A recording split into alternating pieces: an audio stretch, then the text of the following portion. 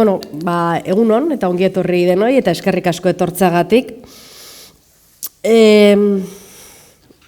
Egin dira, aleginak, pasadaian 10 hauetan, ez da, eskolaren bidez milaka pertsona euskalduntzeko, euskaldunak sortzeko, eta orain, askotan aipatzen den moduan lan mundura, ez? Lan mundura euskara ekartzea da, daukagun erronka nagusitako bat, bukatu da oraintxe euskaraldia, berriz ere gogoratu dugu hizkuntza ohiturak aldatzea, hizkuntzaz jarduteko kondizioak sortzea zeinen garrantzitsua den, zeinen zaila den ere ikusi dugu.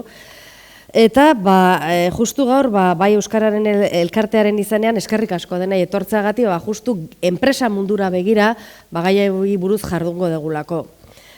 Enpresaren proiektuaren baitan, ingurumari hortan sortutakoa da foro hau, eta gaur, beren beregi entitateen barne komunikazioari erreparatuko diogu.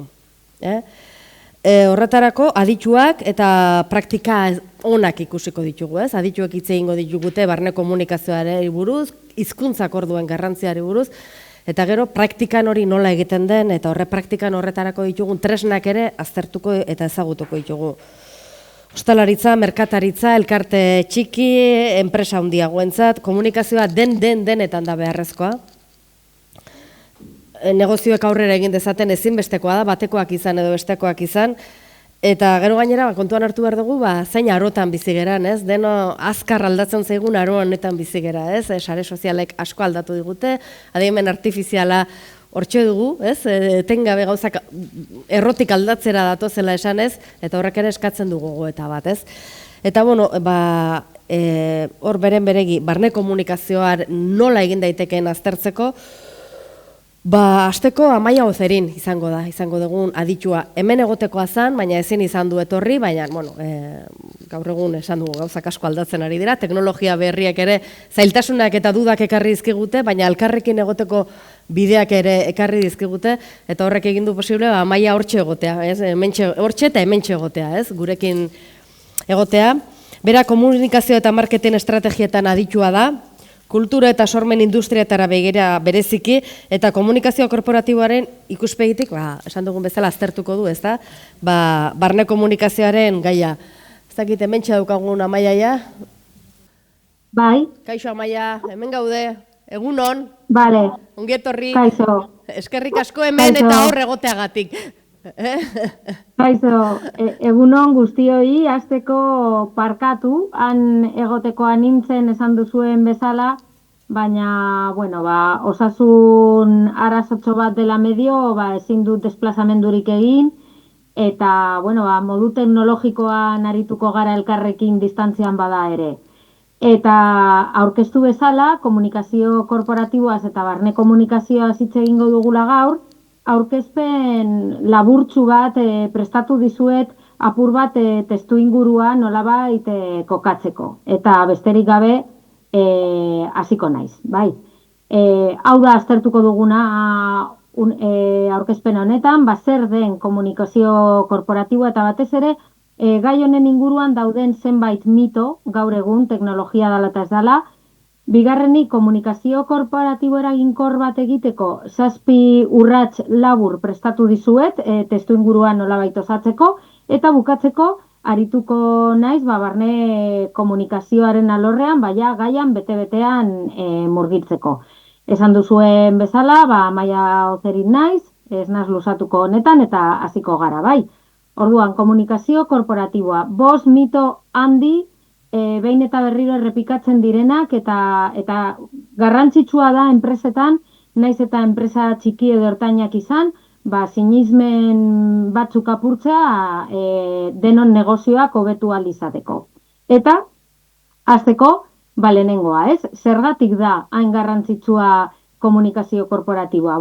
Naiz tamaina dela medio edo enpresaren egitura edo egiten duena berdin da, baina esan behar da gaur egun komunikazio korporatiboa arrakastarako funtsezko gakoa izan daitekela, enpresek transmititzen dituzten edo ditugun mezu eta proiektatzen dugun horrek lor dezake nolabait gure publikoarengan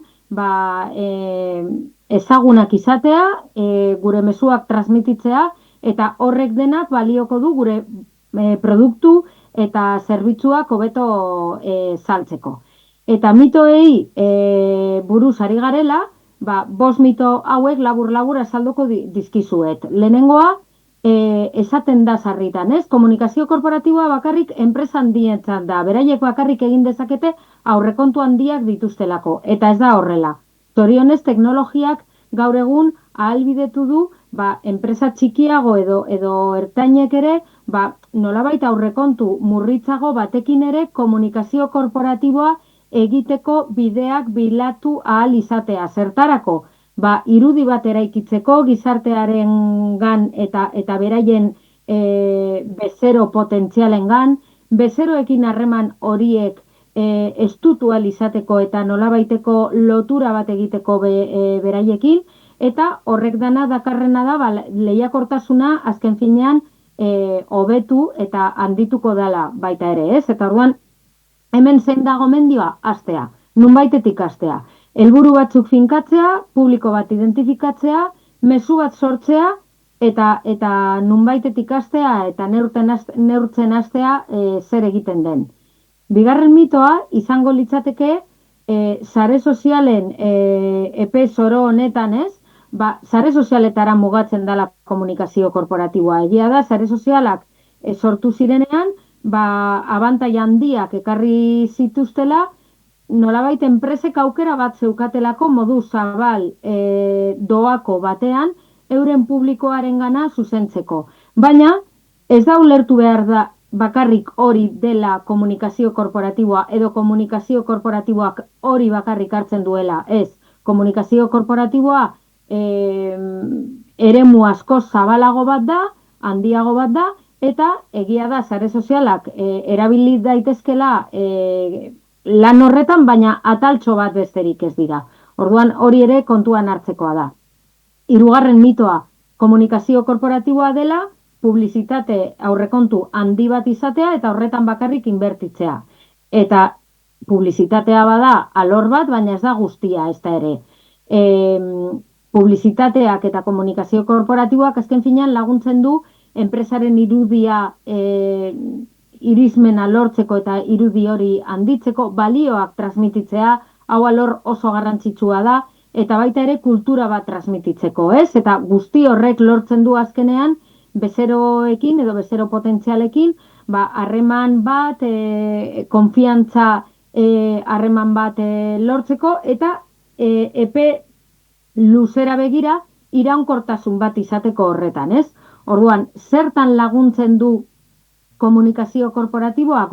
Gure barneko helburu horiek balioak transmititzeko, gure historioa kontatzeko, gure enpresaren historioa kontatzeko, balioak eta kultura transmititzeko. Zergatik egiten duguna, eta zergatik egiten dugu gure enpresan egiten dugun hori modu horretan, ez?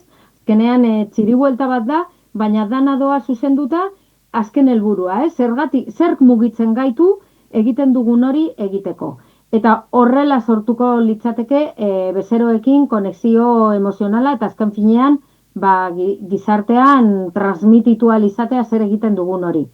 Laugarren mitoa, garestie dela eta inbertsio handia eskatzen duela, ez? Publizitatearekin lotutako aurrekontu handia behar da. Eta ez da egia, ez da ere, estrategia simpleagoak eta eraginkorragoak egin daitezke, ez da zertan izan behar beti komunikazio kanpaina erraldoiak egitea, badaude beste bide batzuk, eta hemen jarri dizkizuet batzuk, ez? Lehen aipatu dugun bezala, sare sozialek erabiltzea, baita ere blog bat sortzea, edo tokiko ekitaldietan parte hartzea, badaude modu asko eta enpresa bakoitzak bilatu behar du bere eredua. Txikiagoa egiteak ez du esan nahi ez dituela bere helburuak beteko. Helburuak ere muga horretan egon behar direlako eta tamaina horrelakoak izan behar direlako, ez?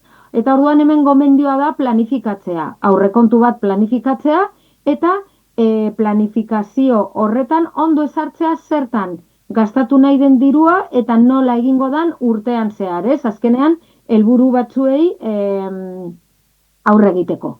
Eta horrekin batera, oso erlazionatuta dago ere inpaktuarena edo emaitzaen neurketarena, ez? Urtetan, hamarkadetan esan ohi da komunikazio korporatiboaren inpaktua ezin zala neurtu modu objektibo batean, gauza asko daudelako inguruan. Baina, bueno, gaur egun, teknologiei esker eta tresnei esker, badaude 11 teknika eta 11 tresna, eta orduan horiek erabiltzea oso garrantzitsua da. Badaude adibidez, sare sozialek gaur egun ematen dituzte estadistikak. Webguneak eta abar, baita ere, analitika bat dago etzetik. Bezeroen iritzia jaso daitezke, salmenten datuak izango genituzke baita ere, ez? Eta hemen zer da garrantzitsuena? Adierazle horiek, neurgailu horiek identifikatzea, definitzea aldez aurretik, osagai ezberdinak hartuko dituzte, bai, publizitate kanpaina bat egin bada, jakina, publizitate kanpaina horren emaitzak edo webguneetan izandako bizitak, edo sare sozialetakoak eta abar, eta guzti horiekin adierazle zerrenda bat osatzea, eta jarraipen bat egitea. Jarraipen bat egitea, neurtu alizateko zer egiten den, horren arabera neurtu alizateko baita ere izan den erantzuna eta lortu den emaitza eta arrakasta edo arrakasta eza, eta datu horiekin urrengotarako erabakiak hartu alizateko, ez? Neurketarik gabe ez dago bekuntzarik. Orduan hori kontuan izateko. Mitoak ikusiko dugu azkar-azkar, prestatu dizkizuedan komunikazio korporatiboa eraginkorra izateko, 7 urrats, ez? Lehenengoa, aipatu dut lehen bebai, helburuak definitzea. Helburuak definitzea oso garrantzitsua da, gero neurtu ahal izateko, ia benetan helburu horiek bete izan ditugun.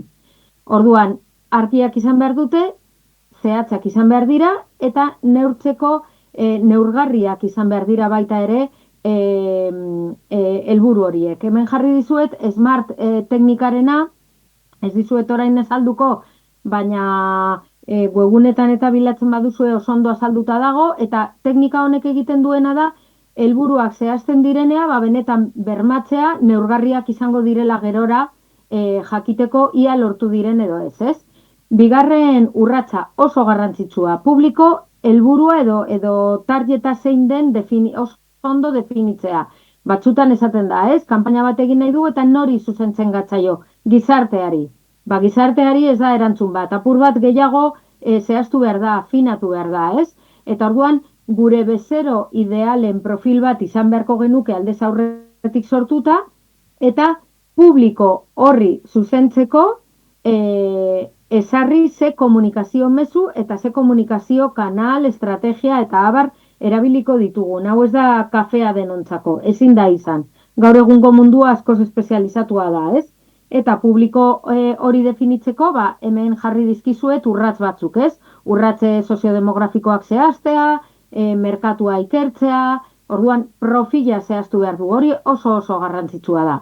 Hirugarren urratsa, mezua, badakigu zer egin nahi dugun edo zer helburu ditugun, badakigu nori zuzentzen gatzaion, eta hirugarrena izango litzateke ze mezurekin joango gara publiko horrengana. Zer transmititu nahi dugu, zer kontatu nahi diegu.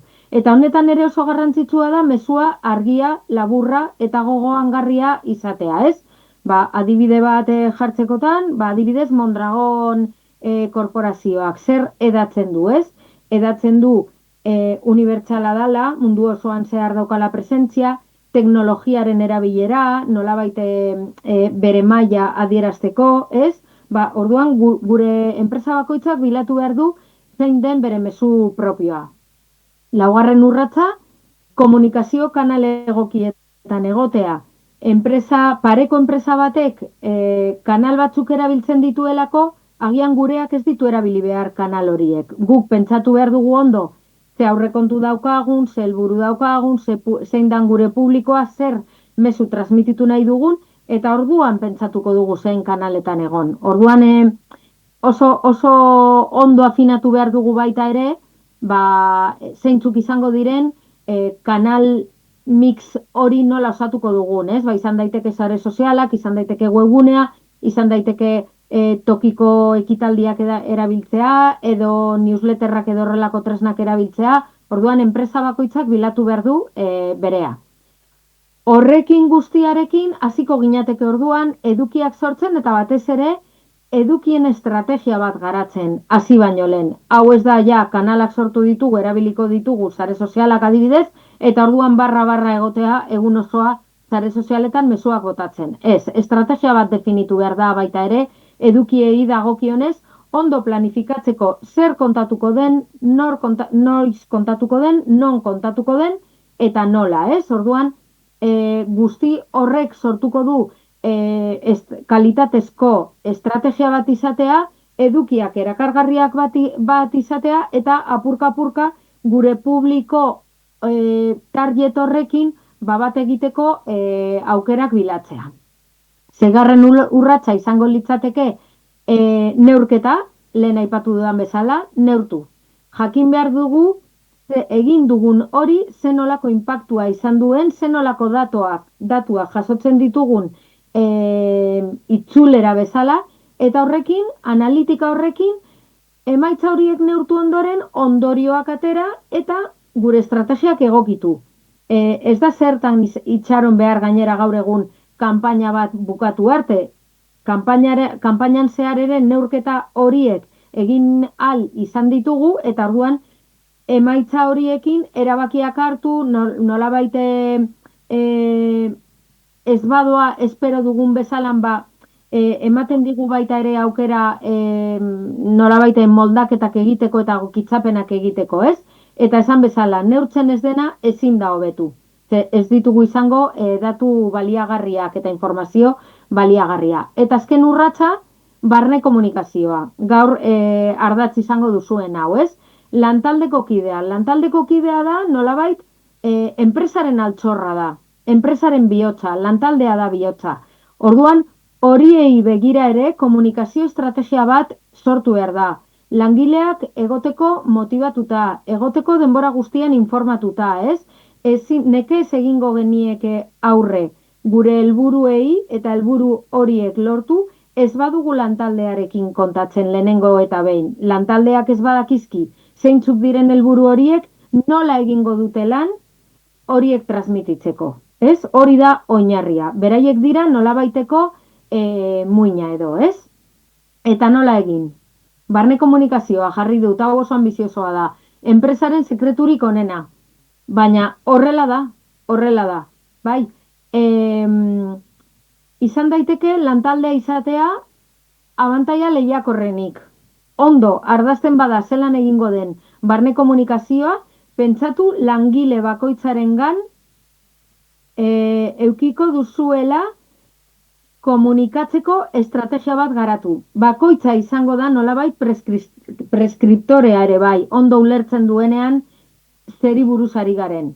Orduan hori oso garrantzitsua da, eta langile motibatu eta informatuak enpresa arrakastatsuen oinarria izan daitezke eta badira, gainera, bai? Zer da barne komunikazioa? Barne komunikazioa enpresa bateko langile artean egiten diren komunikazio ekintza guztiak hartzen ditu. Naiz eta kanpokoak ez izan, horregatik da barnekoa. Naiz eta kanpoan gizarteak ez jakin barruan zer egiten den, baina hori da muina, bai? Eta talde kohesioa lortzeko eta sortzeko baita ere oso garrantzitsua da.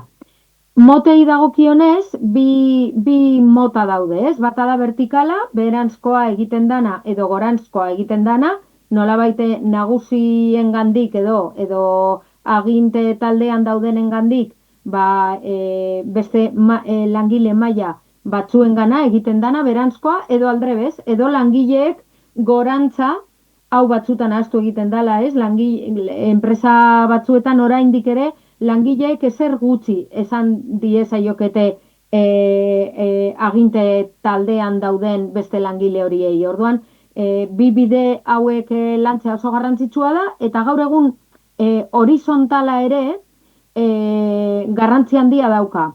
Honetan, antolaketa maila bereko langileen artean ematen den komunikazio mota esaten zaio, ez, horizontalari. Eta honen barruan, alboko komunikazio deitzen dan azpi mota bat sortu da ere, ez?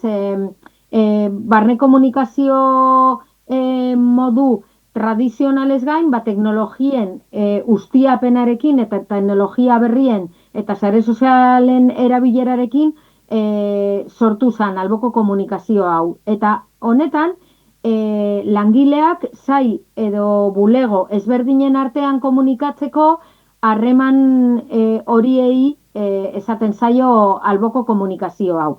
Eta denak lantzea oso garrantzitsua da. Zergatik, eta zer lortzen da, zeintzuk dira onurak. Produktibitatea handitzen da, eta hau probatuta dago gainera. Lan giro hobea lantzen da. Hau ez dago zer esanik bez, langileek dakitenean zertan dabiltzaten, bat egin dezakete helburu horiek lortzeko lan horretan. Ez badakite zertan dabiltzaten, bagoaz danok, bakoitza bere aldetik eta ez jakintasunean, ez? Talentuaren atxikipen handiagoa lortzen da, orain ikusiko dugu datuetan. Lortzen da, langileak nolabait beraien iritzia kontuan hartzen dela sentitzen dutenean, enpresarekiko lotura ere estutzen da. Eta horrekin batera, bezeroei ere zerbitzu hobea ematen zaie. Zergatik, ondo ulertzen dutelako zertan gabiltzan, edo zertan dabiltzaten. Eta horren ondorio nagusia, gero diru kontutan eta izaten da irabazi handiagoak izaten direla. Eta hemen jarri dut matriz honek zenbat arlo hartzen dituen eta zeintzuk diren onura horiek, ez? Eta hau oso ipini dizuet argi ikusteko ze oso esanguratsua da, ez? Zelan iritziek eta inkestek eta egindako ikerketa ezberdinek barne komunikazio ona lantzen denean zenolako emaitzak lortzen diren, ez? Erdiak baino gehiago esaten du enpresa aldatuko litzatekela nabarituko balu kultura korporatiboa beste marka batean hobeto jorratuko balitz. Erdiak baino gehiago. 95% aitortzen du komunikazio ona dagoenean barnean, motibatutago sentitzen direla, ez? Eta, datu hauek oso esanguratsuak dira hau guztia kontuan izateko. Eta plan bat sortzeko urratsak, lehenengo eta behin ebaluazio bat egitea. Aztertzea, zein egoeratan dagoen enpresa bakoitzarena ezberdina da eta oso importantea da hasierako azterketa hau egitea eta horrekin batera helburuak definitzea, publikoak identifikatzea, ez bakarrik esatea gure langileria, baina langilerian batzutan sail ezberdinak, maila ezberdinak, arlo ezberdinak, produzio kate batean demagun arlo oso ezberdinak daude, orduan horiek guztiak identifikatzea. Estrategia bat garatzea eta horrekin batera ekintza batzuk zehaztea, urtean zehar egingo diren ekintza batzuk zehaztea, plana martxan jartzea eta plan horren ebaluazioa eta jarraipena egitea ez urtea bukatzen denean, baizik eta jarraikortasun batez. Eta ze estrategia jarri daitezke martxan honetan, komunikazioa pertsonalizatzea, bai langile eta laguntzaileen profil horiek identifikatuta izan da, jakitea bakoitzari, talde bakoitzari nola zuzenduko gatzaion eta zer kontatuko diogun, kanal anitzak erabiltzea, ez? Gaur egun teknologiak ahalbidetzen du kanal oso ezberdinak erabili ahal izatea, ekitaldiak eta antzeztapenak sortzea, bai ekitaldi publiko bat egiten delako eta lanaren aitorpen hori egiteko aprobetxatzeko, ez? Integrazioa eta langileen arteko lotura hori sendotzeko, integrazioa eta parte hartzea oso garrantzitsua da, helburuetan bat egiteko, jolas giroa eta trebakuntza kontuan izatea, jolas giroa esaten denean, gaur egun badaude 11 ekintza mota ezberdin, rol jokoak edo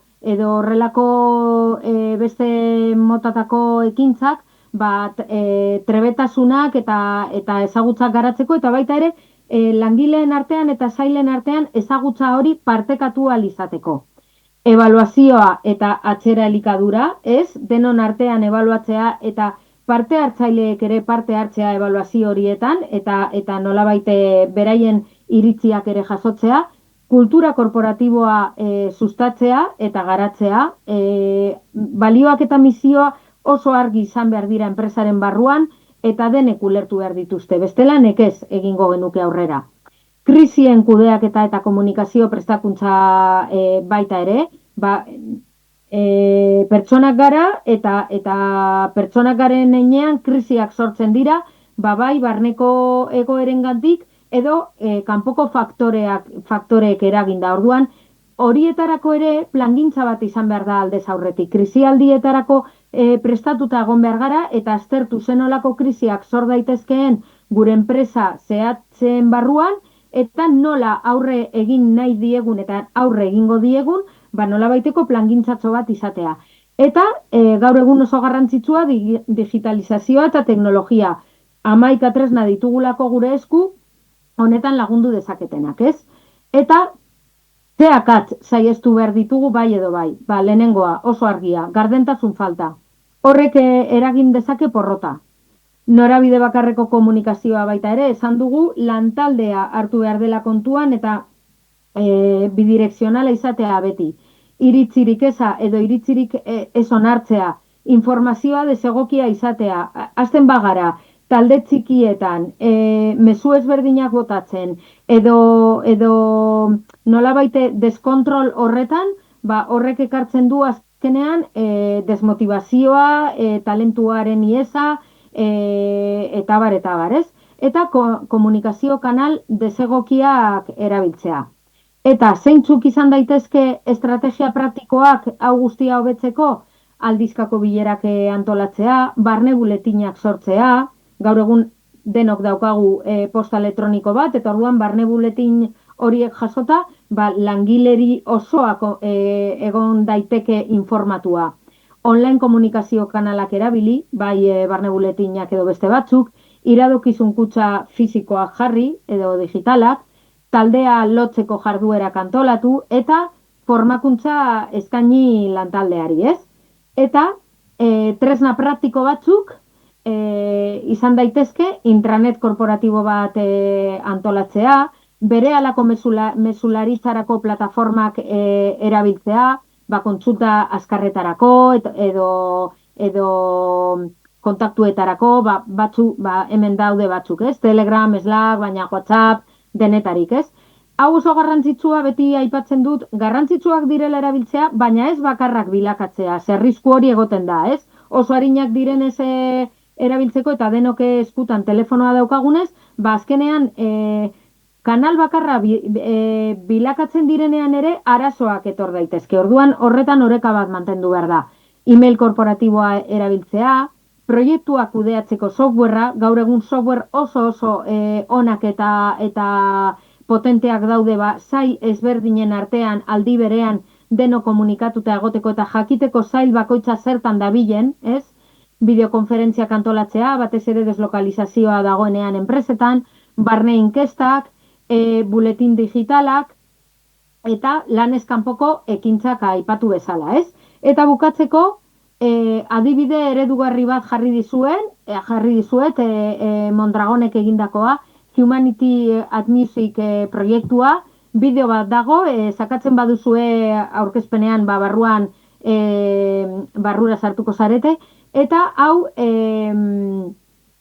kide izatearen harrotasunari balioa emateko proiektu bat izan zen, artea eta kasu honetan musikaren bidez. Oso adibide polita eta esanguratsua nolabait hau bukatzeko, ez? Eta azken esaldia, barne komunikazioan inbertitzeak etekin handiak ekarriko dizkizuela. Beraz, aurrera eta ekin. Eta mila eskerrik asko.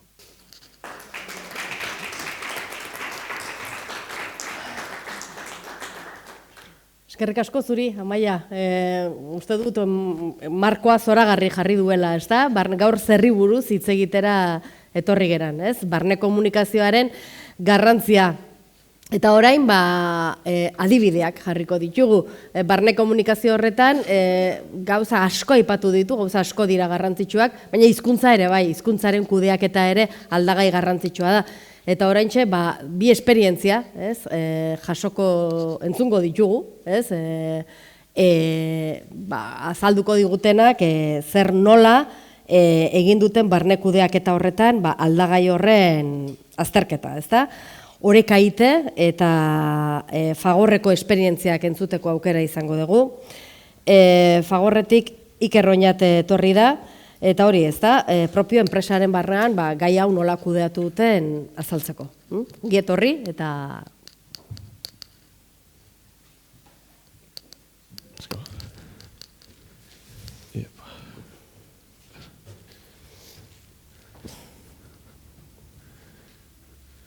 Kaixo, egunon, hori, Iker naiz, Fagorretik nator, aurretik Amaiak aipatu du, barne komunikazio enpresa baten sekreturik handiena edo onena dela, ez da, bueno, gu hemen sekretu ez hitz egitera gatoz, onerako bada hobe, ez? Orduan, hori, gehien bat, nire hitzaldia oinarrituko dut, barne komunikazioan bai, adibidez berdinak ekarriko ditut, baina neurri berean hizkuntza nola kudeaketan. Nola egiten dugun, ez? Hizkuntza kudaketa hori gure kasuan komunikazio, barne komunikazio euskarrietan. Kanpora begira ere antzera jarduten dugu, baina bueno, barne komunikazioko euskarrietan, ez? Esan dut Fagorretik natorrela, Fagor taldea, zer da Fagor taldea? Fagor taldean 8 kooperatiba gaude gaur egun, dimentsio oso desberdinekoak, izan daiteke bat Galbaian izenekoa, eta 2 pertsona inguru direla, edo ederlan bat, automozioaren sektoran da bina 2000 eta asko, ez? Orduan barne komunikazioa eta esaten zuena, xede taldea edo nori, ez? Hitz egin behar diogun edo, esaten dugunean hori ere kontuan izan behar dugu, ez? Eta lan bakoitzaren profila eta langile profila eta abar, ez? 79 egoitza mundu osoan zehar, salmentetan hemen duzueko purua, gutxora ikusteko, bueno, dimentsioa, ez? Guztira mundu osoan 9.600 langile inguru, baina barne komunikazioa ari garenean batez ere 5.255 horien inguruan ari gara, ez? Euskal Herrian gauden langileen inguruan. Eta bazkideak 4.317 hori diodanean daudelako barne komunikazio euskarri batzuk bazkideek bakarrik jasotzen dutena, ez? Hola gutxo gora bera ikusteko zein den dimentsioa Euskal Herriko kooperatiba talde industrial handiena gara momentu honetan, ez? Eta munduan zehar gaude esandakoa. Mundu osoan zehar gaude, baina horrek ez du galarazten barne komunikazioan da Fagor taldea diodanean daude 8 kooperatiba eta bulego orokorrak. Bulego orokorrak nolabait saretze lan hori egiten du, eta gu, bulego orokor horietatik ez, gatoz. Orduan, hoixe. Mundu osoan, baina ez du galarazten euskerari lehentasuna ematea ez, gure kasuan. Orduan, hau da, Fagor taldean Euskal Herrian dugun ulermen maila batetik, 186koa dela, lebitasun maila 180koa, erabilera betiko moduan, bera doa 150koa. Artean ere, Arrasate eta gehien bat Fagor taldeko kooperatiba gehienen egoitza nagusiak Arrasate inguruan daude, eta herriko realitatea baino hobea da, ez? Gurea, naiz eta ez izan ideala. Orduan, lehen urratsa, ez? Lehen urratsak. Komunikazio saila esandakoa Fagor taldeko bulego orokorretako komunikazio saila 2020an sortu zen, ez? Nahiko gaztea da. Eta, baina, 4 urte izango ditu, 5 urte pasa, baina egokitzen jardun dugu behin eta berriz, ez? Esan dute baita ez, tresna desberdinak eta barrezta beti hobetu gura horretan eta egokitzen jardun dugu. Eta erabaki berriak hartzen eta hausnarketa kontzientea dira, ez? Hartzen duzun autu hori kontzientea da. Hori da garrantzitsua, iraunkorra izateko, kontziente izatea, hauek horrela egiten dute eta guk horrela egingo dugu, edo besteek horrela eta guk horrela ez. Gu zer gara, nolakoa gara, eta horren arabera jardungo dugu, ez? Lehenengo 2020an sortu zenean esan du Amaiak, ez? Aurretik, erabaki behar duzula, zer kontatu behar duzun. Gu geunden, erabaki behar genuela, kontatu behar genuela. Orduan, gu oraindik aurreko fase horretan geunden, ez? Eta horrek dakarren guztia. Orduan, eta hori leku askotan gertatuko da, segurazki. Orduan, gero bilakaera, ez? Guk bi kanalen irizpidea erabiltzen dugu, hau da, euskarriak banatzen ditugu barne komunikazioaren inguruan, eta kanpora begira ere, bai? Baina, barne komunikazioaren inguruan, euskeraz edo elebitan. Ez dugu euskeraz edo gaztelaniaz zabaltzen, euskeraz edo elebitan zabaltzen dugu.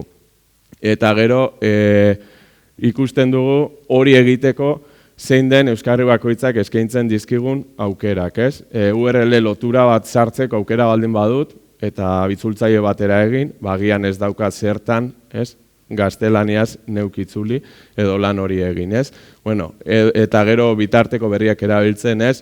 QR-ak, hauek, bueno, nahiko berriak ez urteak daramatzate, baina, bueno, orain gehiago erabiltzen dira, bueno, QR-ak ere erabiltzen ditugu, nolabait, barne komunikazio euskarrietan, batez ere, hizkuntza kudaketari dagokionez.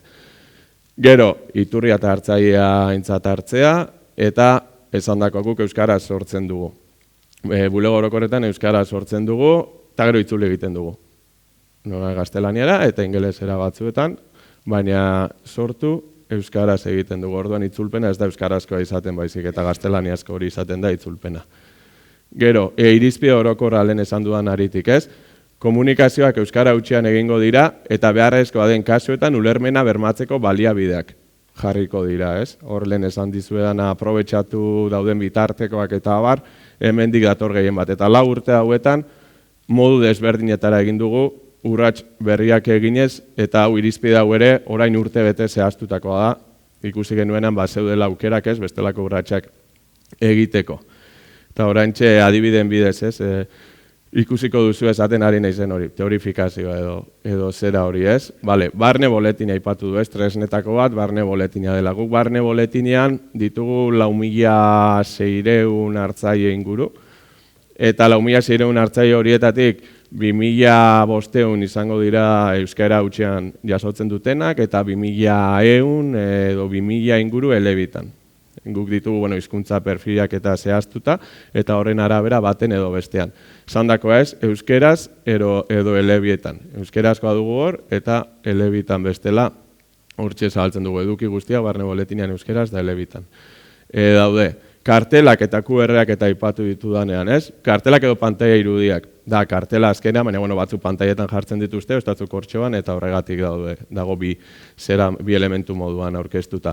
Hasiera batean egiten genuen, hau da, kargaleku batzu jarri genituela, bazkide eta langileen eskura, eta, hori horren inguruko, hori iragartzeko, eta horren inguruko, horren berri emateko, ez?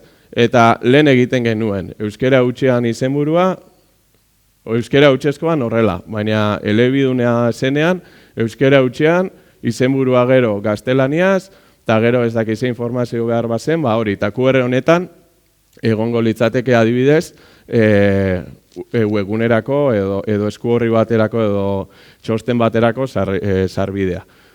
Orain zer egin dugu, eta azkenengo hausnarketa honen harira, euskara hutsean dago izenburua, QR kodea. Hor duzu informazio gehiago, edo informazio hau gaztelaniaz eskuratzeko aukera. Hemen ez da ondo irakurtzen behan, baina hori esaten du ez. Guk QR hortan klik QR horren bidez webgunera goazenean, bertan duzu aukera, euskeraz edo gaztelaniaz jartzeko. Orduan, gu bermatzen ari gara ulermena baldin eta euskeraz ez badaki ez, hartzaileak edo ez badagai horrelako txosten bat euskeraz jasotzeko. Orduan hori da egin genuena ez, euskera hutxera pasa kartela, eta gero webgunera ere QR hau euskerazko bertsiora doa. Gero bertan dago aukera, gaztelaniazko bertsiora egiteko. Bihargin aldizkari, hau da aldizkari bat ere sortu genuena, urtean behin argitaratzen dugu gutxora bera, nahiko erreportaje eta beste nahiko gai sakonak lantzen ditut arteka, eta bertan nola egiten dugu, ez? Hau da, azala, Bihargin aldizkaria jasoko dute gaur egun 5.200 inguruk, hau da, bazkide aktiboak direla gaur egun bazkideak, lanean dauden bazkideak, eta lanean ez dauden bazkideak, agian erretirogatik edo, bazkide direnak oraindik, baina orain lanean ez daudenak. Orduan, azala, euskara hutsean dago, hau da, albiste kooperatiba bakoitzeak bere urteko albiste bat jartzen du hor, euskara hutsean dago dana, kenduta izenburua gaztelaniaz ere eskaintzen dugula, eta gero, eskuineko aldean ere, mugikortasun plana ez dakize, hau da, albiste instituzional, edo, orrialde instituzional nolabait enpresa mailako zerak irakusteko hori euskeraz. Gero, ematen dugun aukera da, denak dute QR kode bat gaztelaniaz irakurri gura duenaren dako. QR kode hori gero ongo da, webgunean ezkutuan dagoen sail baten, eta hortxe izango du gaztelaniaz irakurtzeko aukera. Hau da, beste zera bat, ikusi dezazuen gero adibidea, hemen dago euskeraz, nagusi euskeraz, eskuineko gorrian dagoen hori da, gaztelaniaz dagoen laburpen bat.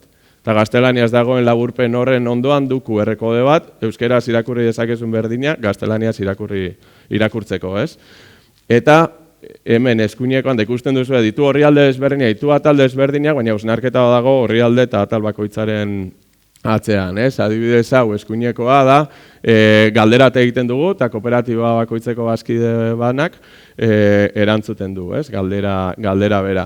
Hemen libre uzten dugu, nahi baduzu euskeraz erantzun, nahi baduzu gaztelaniaz. Eta norberak, hor batzuk euskeraz daude, beste batzuk gaztelaniaz daude. Gero itzulpenak, gaztelaniatik euskerara eta euskeratik gaztelaniara egiten ditugu. Gero QR horren bidez, batzuk hor topatuko duzu kontrako hizkuntzan. Eta gero, esku horriak ere erabiltzen ditugu. Erabiltzen ditugu kartelak, aldizkaria, esku horriak. Esku horriak da, kanpaina berezitarako erabiltzen ditugu esku horriak. Azkenean esandakoa da, 8 egoitzetara, 8 kooperatibetara egin behar dugu. Eta kooperatibak bakoitzak ez dakizan bat egoitza dituen, orduan gehien bat Euskal Herrian ere. Orduan, esku horriak eta hauek ematen duela askotan herrira begirako eta komunikazio bitartekoak izan daitezkena, gure kasuan ere, gure komunitatera begirakoak, erainkorrak izaten dira batzuetan. Da hemen ere, berdina egiten dugu, ez? Esku horria, hau da Fagor Mugi, hau da, aplikazioa duguna, modu jasangarrian joateko lanera, ez? Orduan, hemen esku horria euskera hutsean dago, eta hor duzue QR kode bat, hor ezkerrean, eta hor gaztelaniazko bertsioa. Hor duzue, hori irakurriz gero, joango zarete, berdinera, baina gaztelaniaz. Hau da, esku horria, diseinua, dena berdina du, baina gaztelaniaz.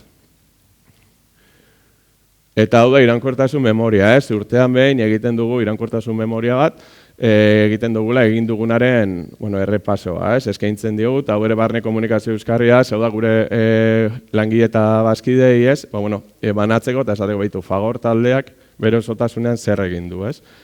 Maitzaetatik hasi, zenbat langile, zenbat bazkide berri, komunitateari zein ekarpen egin dion, eta bar. Orduan, hau egiten dugu da txosten bat nahiko mardula, eta irakurtzeko zaila, baina laburtu egiten dugu, ez? Eta jartzen dugu, 12 orrialdetako euskarri batean. 12 orrialdetako euskarri batean jartzen dugu, 12 orrialdetako euskarri hori besteak beste banatzen dugu batzar nagusian. Urtean behin egiten dugu batzar nagusi bat, eta batzar nagusian banatzen dugu. Hor, euskera hutsean dago.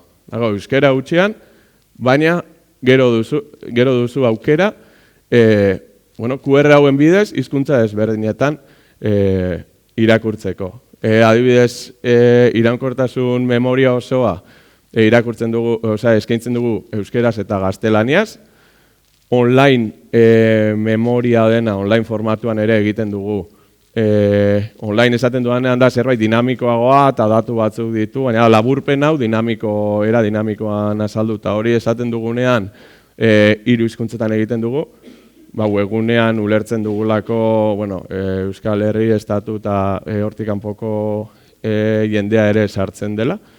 Eta hor ere ingelesez ere eskaintzen dugu, eta gero memoria luzea hori euskeraz eta gaztelaniaz, eta hau ere gaztelaniaz berdin dago maketatuta, baina gaztelaniazko bertsio. Hori dena QR kodeen bidez. Bukaeran jartzen dugu, eskaintzen dugu aukera hori, eta listo. Orduan, hemen ere, hau dena, 60 eta 10 orrialdeko txosten mardul hori eta dena euskeraz dago sortuta. Orduan, eta hau gutuna. Hemen esaten duguna, esaten zuen Amaiak, ez? Nori ari gara hitz egiten, ez? Kasu honetan kontuan hartzen dugu gutuna idazterako orduan. Guk, adibidez, euskera hutsean sortuko dugu, iraunkortasun memoria hau banatzen dugu, enpresa desberdinen artean, ez? Lehendakari beste azkenean egin behar direne zera erakunde aldetik egin behar diren ekintzak, eta ikusten badugu euskera ulertzeko holako gutun gainera askotan hartu behar da kontuan, ze informazio mota ari zaren eskaintzen, ez? Gutun hau ez da zaila ulertzen, ez da zaila ulertzeko, ez? Nahiko erraza orduan hau euskera hutsean banatzen dugu, orduan hau lehendakariak sinatzen du, Fagor taldekoa, Joseanek, eta berak sinatzen du, berak bidaltzen du, eta euskera hutsean dago, ez? Gutun hau iraunkortasun memoriarekin batera. Bideoak ere erabiltzen ditugu barne komunikaziorako euskarri moduan, ez? Eta bideoak orduan, adibidez kasu honetan ikusten duzu hemen ere, bi bertsio euskera hutsean edo elebitan. Honek ere badu beste zera bat, hemen egin genituen titulartxo batzuk edo sartu, hori euskeraz bakarrik dago, baina, berak hitz egiten duena gaztelaniaz ere jarri dugu. Eta hau da, beste adibide bat, bideo elebidunarena. Kasu honetan, Mundukideen inguruko, fundazioen inguruko bideo bat zen, kasu honetan, islaria erdaliztuna zen, edo gaztelaniaz, hitz egiten zuen. Orduan, itzuli egin genuen euskerara. Osea, azpitituluak ikusten dituzue, baina euskerazko azpitituluak dira, kasu horietan. Eta eroia bi gauza eta listo. Jendaurreko aurkezpena ere, hau da, bazkidekin eta informazio saio desberdinak eta egin izan ditugunak eta, kasu honetan ere, euskara hutsean, baina beharrezko bada aldi bereko itzulpena eskainiko dugu, ez? Orduan, kasu honetan autua izaten da euskara hutsean egitea, eta gero aldi bereko itzulpena eskaintzea.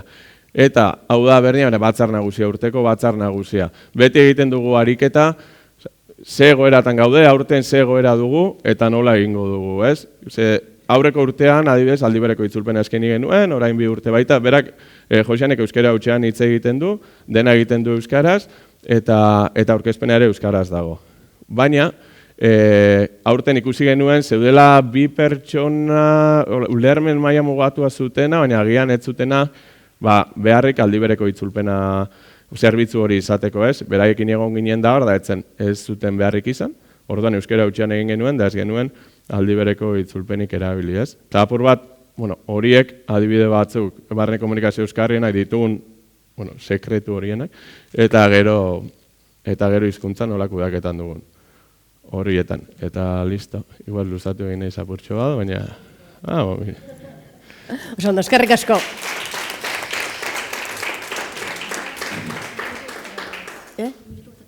Bai, lasai. Adibideekin ikasten da gehiena, ez? Lehen teorian ikusi dugun hori guztia, adibide batekin ikuste dute askoz ere errezago ikusi dugula. Eta orain, beste adibide bat ikusiko dugu. Atera behar izan du momentutxo bat, baina oreka ite da, ez? Euskeraren bidean urratsak egin dituen beste enpresa eredugarri bat esango genuke. Eta hortik, Jone Baon etorriko da, ez? Minutu bat atera behar izan du, baina orain emango du ere bertan egiten duten esperientziaren berri emango dugu. Bale, bakaizo, egunon. Ni Orekaitetik nator eta pizkat ez da gaizki entzuten? Egiten dugun hizkuntzen kudeaketaren inguruan hitz egingo dizuet. Lehenik eta behin labur azalduko dizuet nortzu garen eta euskarak zetoki daukan enpresa barruan. Gero, azaldu nahi zut pizkate, arlonetan zer egiten dugun, hemen asko barkatu. Asko... Nik entzuten utzara da. Bale, asko lurreratu da eta benetan egiten ditugun ekintza praktikoak zehaztuz. Eta gero bai, nahiko nuke pizkatera hitz egin, azken aldian somatu ditugun arazo edo mugen inguruan, eta hau igual erantzuna emateko zer planteatzen dugun etorkizun labur batean. Orduan, azteko, Orekaite enpresen digitalizaziorako aholkularitza informatikoa da. Gaur egun 155 langile gara 5 bulegoetan banatuta. Lehenengoa Gasteizen zen, 2009an hasi zena eta egoitza nagusia dena. Eta gero azken urteetan pizkat enpresa handitu ala zabaldu egin gara, Mutilba, Leioa, Donostia, eta iaz lehendabizikoz Euskal Herritik kanpo Igualadako egoitzarekin genuen. Kasu honetan, momentuan han funtzionatzen zegoen enpresa bat erosi eta zertatu egin genuen gure ekonomian, Eta, bueno, hau gero ipatuko dut, baina imaginatu dezakezuen moduan, hirugarren hizkuntza bat txertatzeak ekarri zigun, katalana, eta honek, ez oztopoak, baina egia da, egoera igual berezi batzuk ere ekarri dizkigula, ez? Orain arte euskara eta gaztelaniarekin funtzionatzen genuen, eta momentu honetan, hirugarren hizkuntza bat, gainera leku zehatz batean errotuta dagoena txertatzeak ekarri digu. Bale, pizkat testu ingurua edo ematearen, ez? Orekaite 2009 urtean sortzen da, 3 bazkideren eskutik, zeinetatik 2 euskaldunak ziren. Eta momentu honetan, azkenean, modu natural batean edo egiten dautua langile euskaldun batzuek, enpresa euskaldun bat sortzeko helburua zutenak eta euskaraz egiteko asmoa zeukatenak. Azkenean, horrela zieratik euskara beti izan da enpresaren nortasunaren ikur berizgarri bat edo, ez? Enpresa handitzen joaten da eta 2012 urtean erabaki egiten da pizkat hau ez dakite formalizatzeko, baina bai behar bada indar gehiago emateko beharrezkoa zela euskara talde bat sortzea. Eta momentu horretan sortzen da Eureka taldea, hor dituzuen 3 helburuekin, eta pizkat ikustearren gure egoera puntua zein den, azken galdetegian, oin dela urte terdiero egin zena, ikusi genuen dola Euskal Herrian kokatuta genituen bulegoen 188ak euskara zekiela esaten zuen, eta 145ak aitortu egiten zuen gaitasun ona zeukala bai ahoz baita idatziz ere. Eta gero, informazio asko jaso genuen honetan, baina bai nabarmengarria iruditzen zaidala, esatea nola, 137ak onartu egiten zuen euskaraz gehiago egiten zuela oreka barruan, enpresa barruan, haien bizitza pertsonalean edo baino, ez? Bale, zer egiten dugu Eureka taldean zehazki, hainbat praktikara ematen ditugu aurrera, esan dezakegu hizkuntza eta zehazki euskararen kudeak eta taldearen barrutik egiten dugula, eta horrelako hainbat garatzen dugu. Hasteko langile bat kontratatzen dugun momentuan, hasieratik kurrikulumean euskara dakiela identifikatzen dugun momentuan, elkarrizketa euskaraz egiten da. Elkarrizketa aurrera baldin badoa, eta ikusten badugu gaitasuna nahikoa dagoela euskaraz ondo moldatzeko, automatikoki ere dokumentazioa, kontratazioa, harrera, dena euskaraz egiten da. Ordenagailua aplikazioak euskaraz konfiguratu egiten ditugu. Eta horrela jarraitzen dugu, aurrean daukagun pertsonak kontrakoa esan ezean, ornoski bakoitzaren erabakia ez. Gero honekin lotuta, iaz ere erabaki genuen e-mailiz egiten diren, banaketa zerrendaz berdinak sortzea, orain arte, e-mail guztiak elebidunak bidatzen ziren, e-mail orokorrak esan nahi du, administraziotik datozenak, giza baliabidetik edo zuzendaritzatik bidatzen diren e-mail guztiak, aipatu den barne komunikazioaren igual atal garrantzitsuena direnak ez. Eta momentura arte beti elebidunak bidaltzen ziren, ez? Lehenengo euskaraz, gero gaztelaniaz, eta iritzen momentuan euskaraz, katalanez eta gaztelaniaz. Honek azkenan oso e-mail luzeak ekartzen zizkigun, eta batez ere askotan igual ezaguna egiten zaigun hau, ez? Naiz eta euskaraz lehenago jarri eta letra lodiagoaz, eta egiten duzula, badaude kasu asko, non zuzenean bera jo eta gaztelaniaz irakurtzen dugun. Orduan erabaki genuen, zerrendak zuzenean, langilearen hizkuntzaren arabera banatzea. Hau ere planteatu dugu, eta pizkate Fagorren komentatu denaren arira, planteatzen dugu iguale gaztelaniako edo katalanezkoa ere elebiduna izatea euskara ere txertatuz. Gero, adierazle eta hainbaten neurketa ere egiten ditugu, inkesta bat daukagu langile guztiei bidaltzen zaiena, enpresan sartzen diren momentuan eta gero, barne komunikazioari dagokionez, telefonoz lehen hitza euskaraz egiten dugu, enpresaren zerbitzu korporatibo guztiak, hau da, estafean gauden guztiok, administrazioan, giza balioetan, marketing zailetan, hor ezinbestekoa da euskaraz jakin eta euskaraz benetan lan egiteko gaitasuna izatea.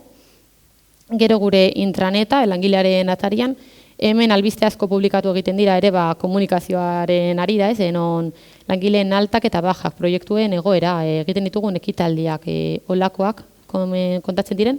Eta hemen barne politika daukagu non albisten 60% euskara gutxean izan behar diren. Gero ere baliabideak ematen ditugu, behar duenak itzuli dezan, baina zuzenean euskara aztoaz. Eta gero noski errotulazioa, dokumentazio dena ere euskaraz daukagu, eta gero zuzendaritza eta koordinazio batzordean, hauek izango lirateke iguale jende gehiago biltzen dituzen edo bilera handienak edo enpresan, eta hauetan naiz eta Kataluniako eta noski Euskal Herri bulegoko jende ezberdina daukagun, zuzenean deialdia eta gai ordena euskara gutxean ere bidaltzen da. Eta gero, betiko, itzulpenak egiten ditugu, den euskarri guztiak euskaratuta izateko, eta laguntza zerbitzua ere ematen dugu, igual norbaitek beharko balu ez dakite e-mail bat bezero bat ibidali eta euskaraz idatzi du, baina ez dauka argi akatzen bat dagoen edo. Kanpo komunikazioari dagokion ez antzekoa, sare sozialak, webgunean, newsletterra, dena ere, hiru hizkuntzatan egiten da gaur egun. Administrazio publikoekin harremanak euskaraz izan ere lehenesten dugu, honekin lotura handia daukazkenean nola estafean gaitasun hori izatea derrigorrezkoa da, ez? Eta gero kanpora begira ere bezeroetan, lantalde guztietan azkenean bermatu egiten dugu gaitasuna dagoela proiektu guztietan euskara zerbitzua eman alizateko. Eta gero, identifikatu genuen, identifikazioaren arira, precisamente, askotan pasatzen zitzaigula, ni euskalduna izan, eta aurreko langile euskalduna izan da ere, agian ez dakigula besteak euskaraz egiteko gaitasuna duenik. Eta orduan, erosoen zitzaiguna zen erdarara jotzea. Orduan, baditugu hainbat baliabide, batez ere orain egia da, igual Fargoren adibidea eta gero, dirudi ez dela enpresa handia, baina guretzako 155 langile izatea, egiten zaigu volumen bat, non askotan ez duzun jende guztia ezagutzen, ez? Eta orduan, baditugu horrelako hainbat aukera, nirekin hobeto euskaraz pegatina batzuk, ordenagailuaren atzekaldean kokatzen ditugunak, gero e-mailen sinaduran esaldi hori ere berbera daukago jarri, eta hau ere pizkat kanpora begira. Argazki korporatiboa, gure intranetan dagoen nor da nor aplikazio batean langile guztien informazioa dagoena, hor ere ikur batekin identifikatzen dugu euskaraz dakigun langileak. Eta gero motivazio saio ezberdinak ere antolatzen ditugu, liburutegi biltari badaukagu bulegon artean, korrikan euskaraldian parte hartzen dugu, hilabetean behin kafea euskaraz egiten dugu pizkate ekintza, lehiaketa, jolas, gai ezberdinen inguruan, eta egunen behin, porrak, lehiaketak, euskararen eguneko ekintza, eta bar. Hau kontatuta eta agian itzuzia baldin bada nik ezatea, baina uste dute, ez dakite, balioan jartzeko zerbaitela eta gauzak egiten direla, egia dere baditugula gure arazoak edo mugak, ez? Eta zeintzuk dira. Identifikatu genituen, betidanik ez, igual mugandiena izan duguna, izan dalde batetik ekintzen parte hartzea, eta bestetik ere euskararen erabilera informala. Hau ere askotan ikusten duguna, ez, edo gutxienez hau da gure realitatea. Langile euskaldunen arteko eguneroko harremanak gaztelania zera. Edo inkluso eremu batean behar bat euskaraz egiten dugu, baina atzeden aldira jo, eta bi beharrean bost elkartzen garen momentuan, naiz eta guztiok euskaldunak izan, behar bada erdarazi egiten dugu gure artean. Gero honi gehitzen zaio, aipatu dudan kasuistika hau, ez? Non katalana zertatzeak gure paisaian edo, bazkenean hiru hizkuntzarekin aldi berean funtzionatzeak galderazko ere karri dizkugu, ez? Eta zer da horrek aite, orain arte argi zegoena enpresa euskalduna zela, orain enpresa euskalduna da Katalunian egoitza daukana, edo behar bada enpresa euskaldun eta katalana da, eta katalanari zetrata eramaten diogu, euskararen berbera, errealitate ezberdinak dituzte, are gehiago guk erabaki behar dugu katalanarekin zer egiten den, edo galdetu behar diegu Kataluniako jendeari, ez? Zer nahi duten egin azkenan haien hizkuntzarekin. Azkenean, 3. bide hau aukeratu dugu, ez? Eta pizkate euskara eta katalana bereiztea bakoitzak bere eremutik edo lideratuz. Eta gero, pizkate iritsi ginen, nolabait, blokeo puntu batera behar bat, esan ezakegu krisi moduko bat izan genuela honekin guztiarekin. Eta hausnarketa honetan motivazio saio batera antolatu genuen orain dela gutxi Iñaki Martínez de Lunarekin. Eta pizkat bera komentatzen ziguna, ez? Askotan entzuna daukaguna. Euskaldunen arteko elkarrizketak erdaraz egiten dira ohiturarengatik, giroagatik, ezagutza mailarengatik, lotzarengatik. Eta pizkat gure planteamendua zen ados gaude honekin, eta uste dugu benetan hau ematen dela, baina horretaz haratago badaude beste igual ideia batzuk buruan genituenak askotan ez ditugunako zen esan nahi, edo badirudi agian ez dakite, ez dugula honetan pentsatu nahi, baina egia da, guke ikusten genuena da, behar bada, pasatzen zitzaiguna zen, benetan ez garela jabetzen, ez, hizkuntzek daukaten garrantziaz. Eta azkenean planteatzen genuen gure burari. Benetan garrantzia ematen aldiogu euskaraz hitz egiteari, zer pasatzen da, zergatik egin behar dugu kasu batzuetan alegina behar bada beste hizkuntza batean moldatzeko, eta igual pauzu bat aratago, ez, zer pasatzen da benetan euskara desagertu egiten baldin bada, ez? Eta noski ez konbentzimenduagatik, ez puntu honetan geundelako, baina egia da, ez dut aipatu, baina Orekako langilegoaren batez besteko adina 34 urtekoa da. Hau da, jende zarra dago, noski, hortaz esan nahi du, jende oso gaztea ere badagoela gurekin, ez? Eta behar bada, errealitate honetan, non belaunaldi berri guztiek aukera izan duten euskaraz ikasteko, ezaguera inoiz baino altuagoa den momentu batean, eta gure benetako langile gehiengoak euskaraz dakienean, ba ikusten dugu erabilera ez dela abiadura berean igotzen, ez? Eta behar bada, aurreko belaunaldi batzuetan balio izan dizkiguten argudioek dela hizkuntza ekologia, dela gure ondarea dela arrazoi edo bizipen pertsonalak ditugula, agian orain ez direla inbeste iristen.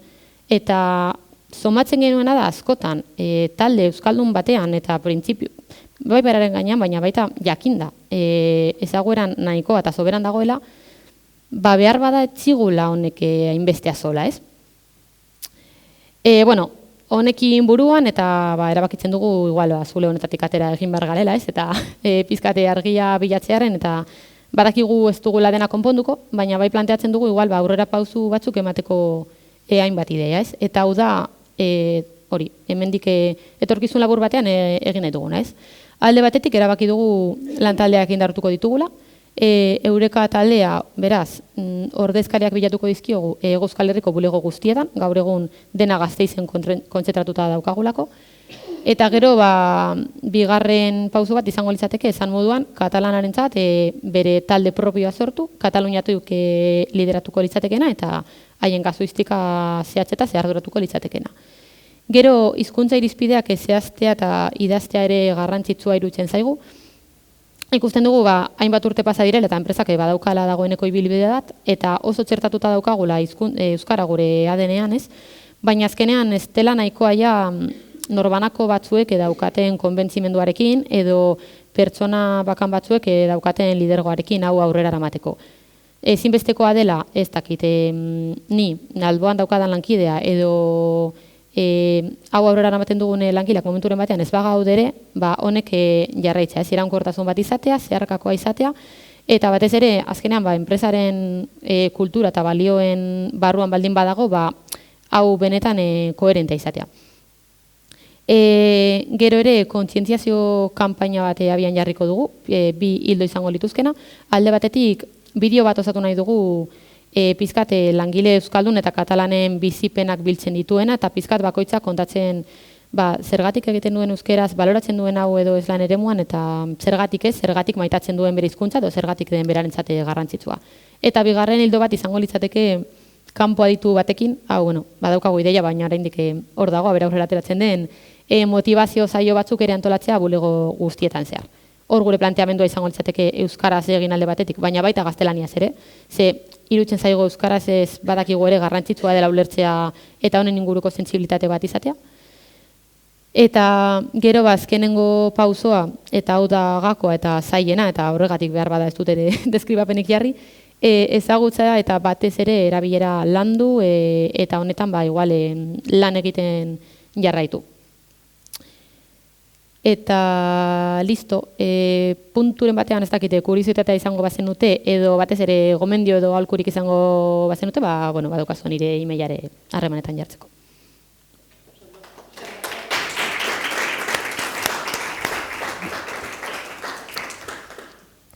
Esperientzia gehiago, zailtasunak ere agerian, ez? Eta uste dut horrek ere bere biziko garrantzia duela. Eta orain tresna bati buruz hitz egingo digu, Asier Basurto etorri da, soziolinguistika klusterreko kidea da, bertako ikertzailea, eta orain dela hilabete batzuk aurkeztu zuten tresna bat, jendaurrean izena duen tresna da. Esango nuke tresna garrantzitsua dela, baina tresna horretara iristeko prozesuak ere garrantzia handia izan duela, ez? Lanketa handi bat egin delako, jende askorentzat izan dela, gogoratzen dut aurkezpenean izan nintzela, eta jende askorentzat abaro bat edo itzal bat izan zela, ez? Prozesua egitea bera, ez? Eta da, komunikazio publikoan euskararen erabilera handitzeko irizpide batzuk ematen ditu, jarraibide batzuk ematen ditu, eta Asierrek aurkeztuko digu, ea Asierrek 11 bitarteko tarte batean aurkeztu diezaguken hau, hartara ordula orden bat izango genuke, elkarrekin solasean jarduteko, galderak egiteko, hiru solaskideak batera harriko lirateke, galderak egiteko eta pixkat bukatzeko alba da denen ekarpenekin.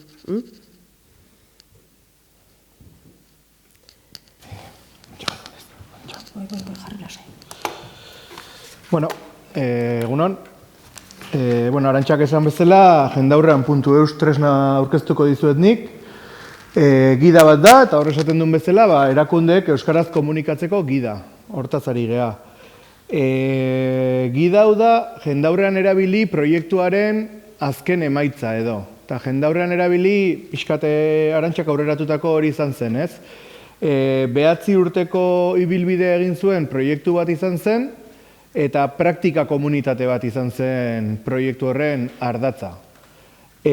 Praktika komunitate horretan, Euskal Herriko oso mota desberdineko erakundeak elkartu ziren, modu iraunkor batean biltzen eta ibili ziren, eta oso desberdinak izan arren, denek partekatzen zuten egiteko bat. Zela, beren komunikazio publikoan, edo jendaurreko komunikazioan, hizkuntzak egoki kudeatzea, eta hizkuntzak egoki kudeatze horretan, euskarari ahalik eta toki handiena egitea sartzen genuen, ez?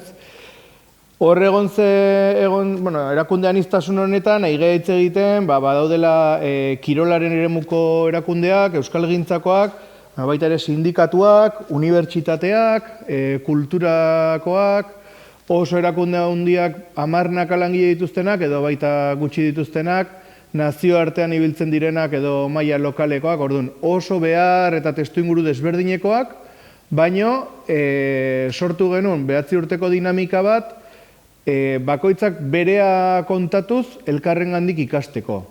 Etzen inoiz elkarri lezioak emateko edo esateko honek egiten duena ondo dago eta besteak egiten duena gaizki dago, baizik. Konfiantzazko giro bat sortzen genuen, lasai kontatu izateko bakoitzak ze arazo zituen eta nola saiatzen zen konpontzen edo batzutan asmatu edo ez asmatu ere, ez? Eta pixkat hortan zetzan. Urtean 4-5 aldiz presentzialki elkartzen ginen, goiz osoko saioak egiten genituen, eta batzutan jendaurreko komunikazioaren inguruko gai baten inguruko hitzaldi bat edo formazio bat jasotzen genuen, eta gero dinamika sustatzen zen hor zeuden erakundek elkarrekin hitz egiteko eta elkarrekin ikasteko, elkarrengandik ikasteko ere.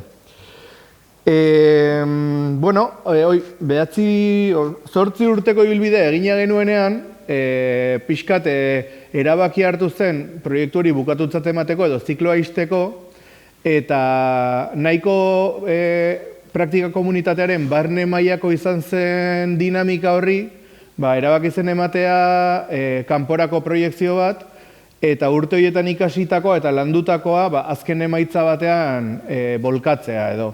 Eta azken emaitza hori da, hain zuzen ere gida hau.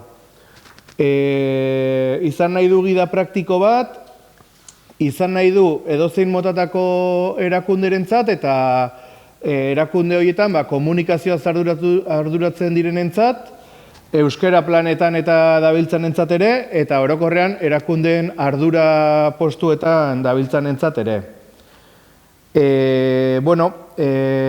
Praktika komunitate hau bidea egiten ari zen bitartean, hau Euskal Herriko Unibertsitateak eta Soziolinguistika klusterrak batera jarri genuen martxan, praktika komunitatea bera sortzeagatik eta proban jartzeagatik olako dinamika bat, baina aldi berean baliatzen genuen ikerketa egiteko erakunde horietan gertatzen zenaz eta beraien arteko harremanean gertatzen zenaz. Orduan, azken emaitza hau iazko azaroan aurkeztu genuen, ordutik hainbat aurkezpen egin ditugu, zabalik dago eta azalduko dizuet pixkat nola dagoen antolatuta, baina nik hemen dagoen edukia ezin dut kontatu hemen. Da, gonbidapen bat zue saltxeatzeko, esango dizuet nun dauden gauzak, nola dauden jarrita, eta gero honena da, bakoitzak bere interesetik nahi aina saltxeatzea. Saiatu gera, diseinu erakargarri eta dinamiko bat sortzen, baina batez ere irizpide nagusia izan da sinpletasuna. Errez iristea bilatzen dezun horretara, orduan, badago bilatzailea, edozein hitz jarri eta horri buruz dagoena aurkituko dezute, eta gero 3 puntu nagusiko menua dago. jendaurrean erabili proiektua puntuan, orain azaldu dizuedan guztia dago. Jendaurrean erabiliko 9 urteko ibilbide hortan egindakoa, aurkezpena, helburuak, lanmoldea, denbora lerroa, eskema logiko orokorra, emaitzak eta parte hartzaileak. Orduan, hoxe, hontan ez naiz gehiago luzatuko, testuak daude, denbora lerroa, argazki batzuk, bai. Hemen ikerketak, aipatu dizkizuedan ikerketak, egin ditugunak, publikazio desberdinak, eta parte hartzaileak, hemen esan dizuedan praktika komunitatea, ikuste duzue erakunde asko eta oso desberdinak, eta hoien artean sortutako ezagutza da, hemen dagoena, eta Jaurlaritza eta Aldundiak babesa eman zigutela. Gero, zergatik atala daukagu. Zergatik atala garrantzitsua iruditzen zitzaigun, hau da argudiotegi bat. Argudiotegi bat nahi bezala erabiltzeko, baina erantzuten dio, zergatik landu behar du erakunde batek komunikazio publikoan hizkuntzen kudeaketa. Eta lau argudio nagusitan antolatuta dago. Erakundeentzat ona delako, profesionaltasunez jardun nahi dugulako, eleaniztasunean bizi garelako eta ardura dugulako.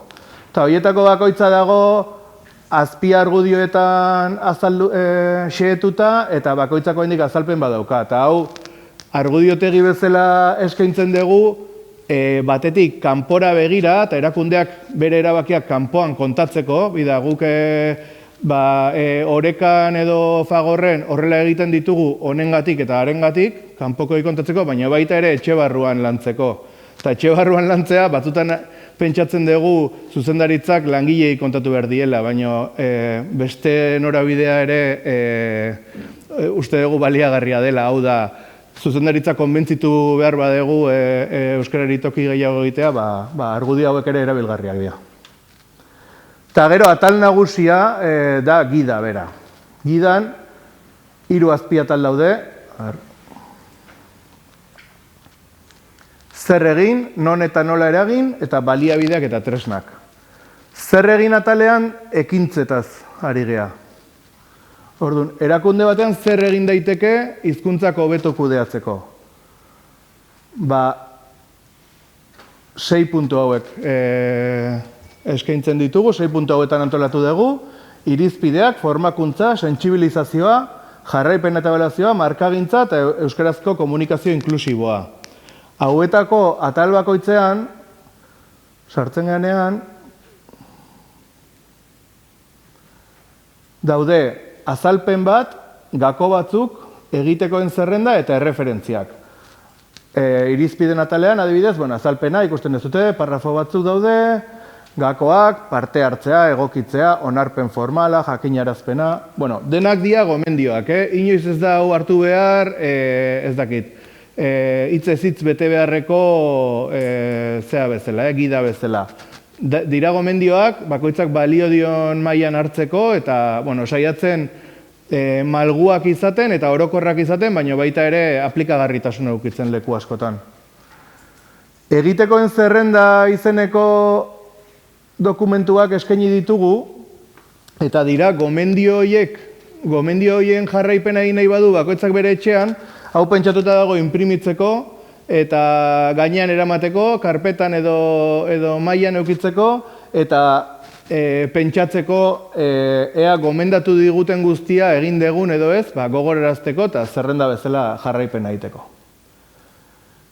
Eta azkenik, erreferentzien zerrendan, hemen dago denetik. Hemen daude hitzaldiak, ordubeteko hitzaldiak, jendaurrean erabili praktika komunitatean egon direnak edo beste lekuetatik hartutakoak, baita ere kasu praktikoak, enpresa zehatz batek nola egiten dituen gauza hauek, batzuk bideo bidez, batzuk dokumentu bidez, batzuk beste webgunetara loturak dira, orduan, formato guztietan, gai hauetako bakoitzean, dago olako erreferentzien atal bat, nik uste, interesgarrienetakoa dana. Hemen irizpidetan nik uste zute pila daudela.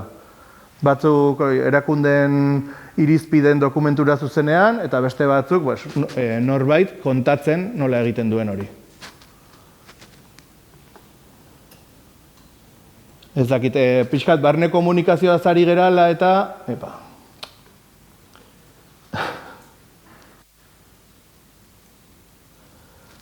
hemen gomendatuko dizuet baten bat. Hau adibidez, EIKako Euskara Planaren inguruan Inigo Arrietak eman zuen hitzaldia, oso interesgarria da, eta barne komunikazioakin nahiko lotura badu.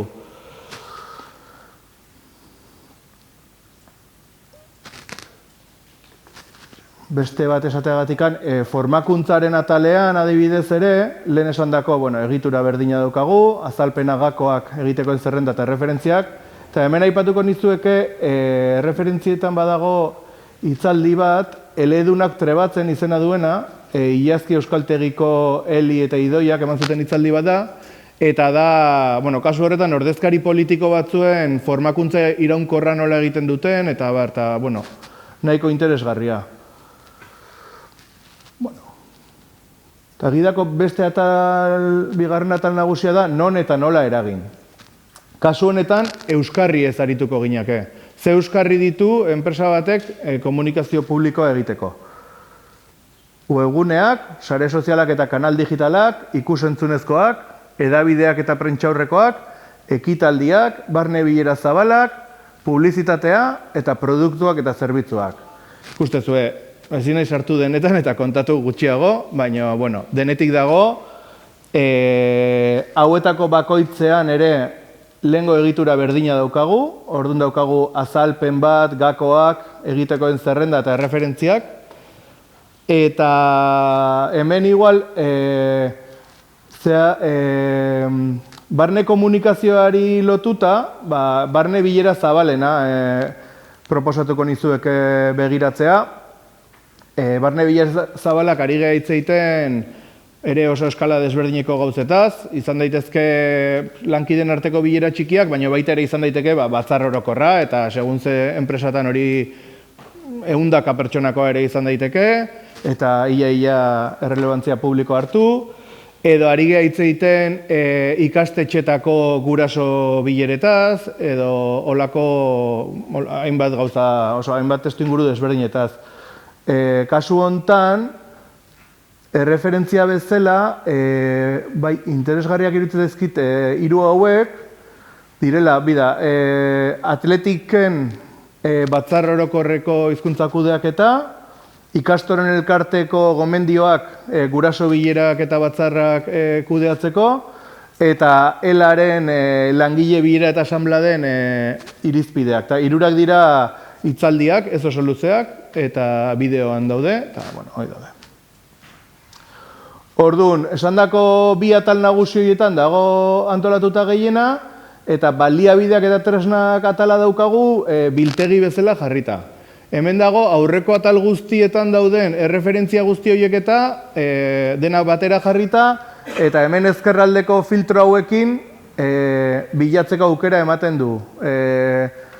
Gaiaren arabera, eduki motaren arabera, euskarriaren arabera, dena bilatu daiteke, filtratu daiteke, eta bukatzen zu, behar dezun dokumentura iristen edo bideora iristen. Eta hori da pixkat webguneak eskaintzen duna. Hau daukagu, webgunea bera euskeraz dago, eta gero gaztelaniaz, frantsesez, inglesez eta katalanez, daukagu webgunea zer den azaltzen duen atal bat bakarrik, baina ez mami guztia ez dago hizkuntza horietan. Eta hoxe da, pixkat nik kontatzeko neukana, 11 baino lehen, Zoragarri hori pentsatzen egin nintzen, 5 minutu irabaziko ditugula sola saldirako. Oso ondo.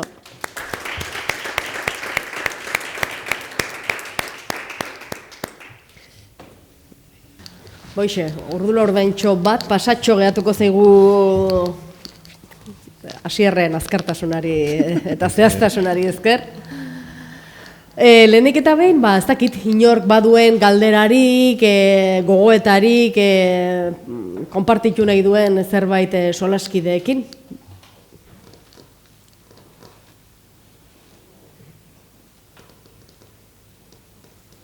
Eta ez dela neu hasiko naiz.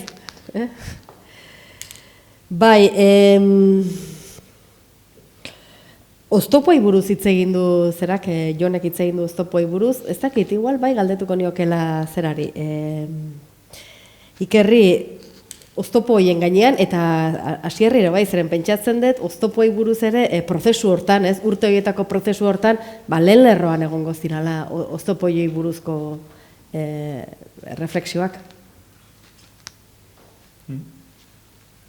Bai, denetarikoak, ez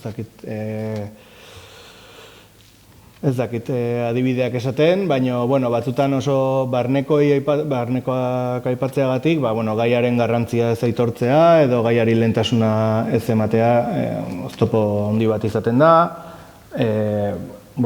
Orokorrean ezagutu ditugun bi kasu praktikoetan abiapuntuko egoera ere euskaren ezagutza aldetik eta nahiko aldekoa da, eta hori erraztasun bat da, baina segun ze testu ingurutan, borondatea egon arren ere, baldintza soziolinguistikoak zailak dira eta beste oztopo handi bat da. Markagintzari lotutakoak ere, eman nahi da irudi hori, Euskal Herrian eta alor batzuetan oso aldekoa da edo baikorra da euskaraz lan egitea, eta beste leku batzutan bildurrak eta sortu ditzake ere. Eta gero antolaketa mailakoak ere, egitura mailakoak, ez? Erakundeak nola dauden antolatuta, bere lantaldeak, bere departamentuak anitzak dira, eta hor barne komunikazioa beti erronka handia izaten da, eta konplikatua da, ez da egun batetik bestera egitekoa. Ikerzuek erakutsi duzu, bide luze bat eginda, baina pentsatzen dut horrere agertuko direla oztopoak. Bai, nik hori pentsatzen duen hori oztopoa, baino egia da, erakunde maila sari bagara ez daudela enbeste apustu gaia argia delako, urtetakoa, aspaldikoa eta kanpora egindakoa, eta marka ere aipatu dut, eta markaren parte ere badelako euskara, ez? Euskara da aldagai bat, bagor markarena. Marka bere garaian ikerketateta egin zuten, emunek eta esaten zuten, lehiakortasunerako tresna ere badela euskara. Eta gure kasuan behintzat hori argia da, erakunde mailatik ere badago apustu bat ekonomikoa ere bai euskara planetara bideratzen dena urtean 700.000 euroko inbertsio bat egiten da, euskara gure hizkuntzaren alde, eta hori badugu. Gero oztopoak batetik betikoak ohikoak kalean daudenak, berdinak. Kalean dauden oztopo horiek enpresetan ere badaude pertsona berdinak gaudelako. Baina horregatik eta izan dugu igual, kexaren bat edo beste hizkuntzak kudeatzeko moduagatik, baina egia da berritzen joatea eta beti bermatzen baduzu ulermena eta artean ere gure kasuan euskararen presentzia hasi eginda, indartu eginda, bi gauzak egin dituzu, orduan ez dago, kexarako tarterik, behintzat eskubidei da guzkion, kexa horiendako tarterik, eta beste bat dimentsioa. Da dimentsioa eta da gure kasuan gorreko kooperatibek askotariko sektoretan dihardutela, eta orduan langileen profila ere askotarikoa dela, eta dimentsio horrek ere askotan lehen aipatu dut, hizkuntza profil bat du identifikatuta bakoitzak, bakoitzan modu batera identifikatzen ditu hizkuntza profil horiek ere, eta adibidez batzarrean gertatu zena, 3 gu genituen identifikatuta behar izango zuketela, baina ez zuten beharrik izan benetan, ez zegoen, baina hori dena dimentsioa esango nuke, eta bestean orbanako erakunde mailan printzipioz oraingoz behintzat apustua garbia da. Bai, agertu dira teknologia izan duen bilakaerak dakartzan erraztasunak, ez da, bakurreko pila bat erakutsi dizkigu adibidez Ikerrek, baliabideak asko errazten ari dira, ez dakit zenbateraino erraztu dezaken horrek guztia kudeaketa hau, ez dakit Jon, zuek alde horretatik adibidez.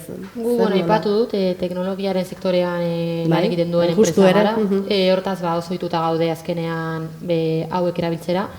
Gero ere, daukagun plantilla 5 bulegotan banatuta izateak, eta gaur egun telelanarekin ere bai, ezinbestekoan ohitu egin behar zara horrelako erramintak erabiltzera, eta uste duan adazkenean baliabide bat direla, eta edozein tresna bezala badaukatela ondora biliz gero badituzte bere onurak, aukera ematen dute kontaktuan egoteko une oro, urrun daukazun jendearekin harremanetan egoteko, jende askori iritsi behar dizkion mezuak ere bidaltzeko, baina gero ere baditu bere arriskuak, ez? Eta uste dut lehen ere aipatu egin dela, gehiegi erabiltzekotan eta batez ere aurrez aurreko komunikazioa ordezkatzen hasten diren momentuan, hor bai azkenean ulertzeko arazoak, hurbiltasun falta hori azkenean beharrezkoa dena pertsonekin lan egiten duzun momentuan konexio hori sortzeko ere, hori urratzeko arriskoa ere egon daiteke. Orduan, hau ere inkluso lotuko bagenu ez dakite adimen artifizialarekin behar bada, ez? Esan dezakegu, erraminta oso ona izan daiteke mezuak pertsonalizatzeko, automatizatzeko eta komunikazioa oraindik ere gehiago areagotzeko. Baina urrunegi baldin bagoaz, hor ere arrisko hartu dezakegu, pizkat deshumanizatzeko edo behar bada azkenean gizaki egiten gaituen eta azkenean gizarremanetan eta enpresetan ere beharrezkoa den hori galtzeko, ez? Orduan, betikoa, ondora bilita pikainak dira, eta... Zuek adibidez Fagorren erabilera neurri batean, tresna garrantzitsua da zuentzat euskara lehen etxea izateko, ezta? Bai, saiatzen gara horiei erabilera ona ematen. Hori batetik bereana dela gaur egun ja zarkituta geratu den zerbait oso mekanikoa delako, baina bueno, adibidez beste aukera, beste saiakera bat egin genuen, Elbiaren kompetentzia ze, baina bueno, beste aldibereko itzulpen zerbitz, ez da aldibereko itzulpena adimen artifizialeko, trebe tresnaren bidez, ez?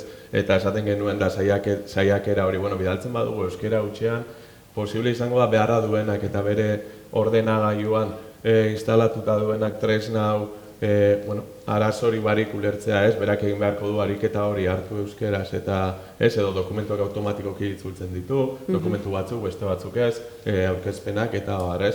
Eta gu, saiatzen gara, hortik egia da abiadura oso handia dela eta hori egiten duzunerako ja Microsoftek sartu dizula, ez daki ingeles zera egiteko edo eta orduan kontrako zera bat sortu daitekela, ez? Baina, behintzat gu saiatzen gara kontziente izan da eta esan da, itzulpen hori ez dela pertsona batek egingo lukeen itzulpen bat. Nik uste hor pandemia izan zela sekulako mugarria, presentzialtasuna galtzean tresna pila bat aldi berean iritsi zian lekuetara eta kriston egokitzapen fasea bizitu dugu, seguruna orain arte, adimen artifiziala ere iritsi da eta gero eta erabilera erreal gehiago ditu, eta hor gakoa dela ordenatzea erabilera horiek, ez? Batetik, orain hainbeste tresna ditugu, eta hain potenteak dira denak, batzutan gertatzen dela, esaten dezula, hau esan zidan, lankide batek, baina ez dakit nun esan zidan. Ze, hainbeste kanal ditut berekin, ez? Eta hori hor behar da enpresak berak jartzea irizpide batzuk, esatea, hau erabiltzen da honetarako, hau honetarako eta hau honetarako. Eta hizkuntzarekin are gehiago. Hori ordenatu gabe uzten den bakoitzean, euskararen aldeko irizpideak galtzen ari gea. Irizpideak jarri daitezken guztietan jarri behar ditugu euskararen alde egin nahi badegu. Bestela, librean uzten badegu, tresna hau ez dago euskeraz, eta hau ez dakit zer, eta hemen talde honetan ez dakit nungo bat dago, eta hola, ez? Hola gelditzen da, eta orduan galtzen eta etzegaeten gabe. Orduan, funtzionatzen ari den sistema batean tresna berri bat distortzio bat da.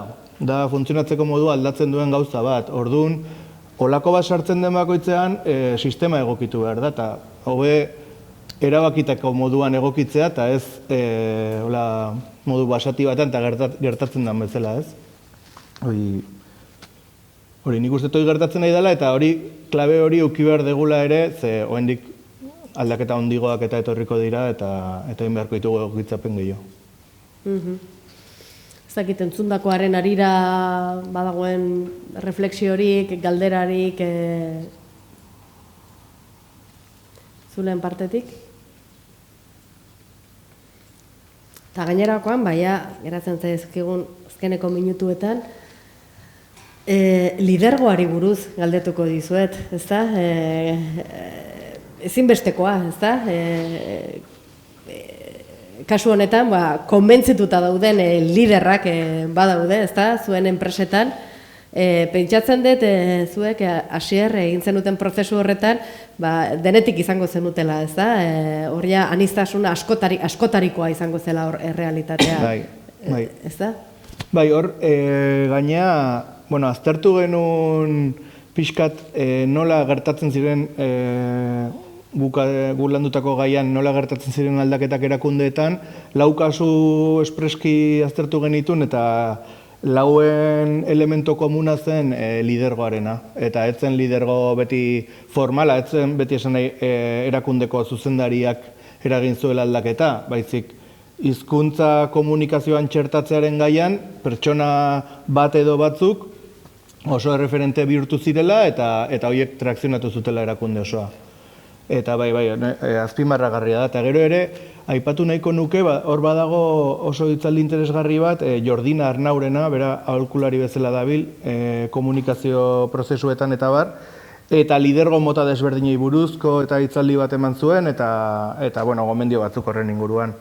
Eta bestela, Lena Amaiak iruditu zaitu oso ondo eman ditula gakoak, ez? 2 norabideko harremanarena, eta beste hainbat gako eman ditunak lidergoan inguruan, egokiak iruditu zaizkit. Zuek ere pixkat zentzu horretan ari zerate, ez da? Nolabait ere, Jon, bai, konbentzituta daude nolabait ere gure jefeak, baina behian ere lan egin behar dugu, ez da? Hemen denok joan behar dugu nolabait ere norabide berean, ez da? Hori da, bai. Azkenean hau zuzendaritzatik argi dago etorrita dagoela, ez da maila horretan bakarrik geratzen eta azerek esan duela. Lidergo informalarak ere egon daitezke eta erreferentziazko pertsonak bultzatu egiten dutenak, ez? Lidergoari buruz egiten denean, askotan esaten da, ez? Lidergoa dela, lider batela ondo komunikatzeko gaitasuna daukan pertsona bat, ez? Eta egia da, barne komunikazioaren harira behar bada, ezinbestekoa dela lidergoa edo liderra den pertsona batek ez dakite hurbilekoa izatea, konfiantza garatzea, azkenean harremanak ere eta komunikazioa alde bikoak izateko.